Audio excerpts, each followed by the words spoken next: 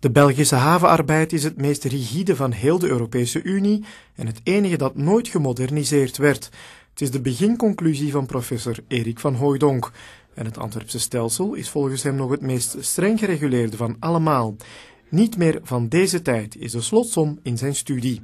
De vakbonden nemen er akte van. Alles wordt meer en meer onder druk gezet, ook vanuit Europa, om dus flexibeler te zijn, om goedkoper te zijn.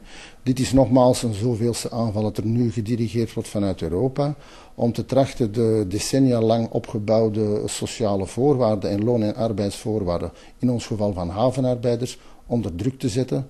We zullen toekomstgericht zien hoe we daarmee kunnen omgaan. Vakorganisaties houden te hard vast aan het verleden, staat in de studie van Van Hooijdonk. Wel, ik denk dat wij nog altijd een zeer goed systeem hebben. Ik hoor het ook van de werkgevers. Natuurlijk, werkgevers zijn altijd vragende partij voor grotere flexibilisering.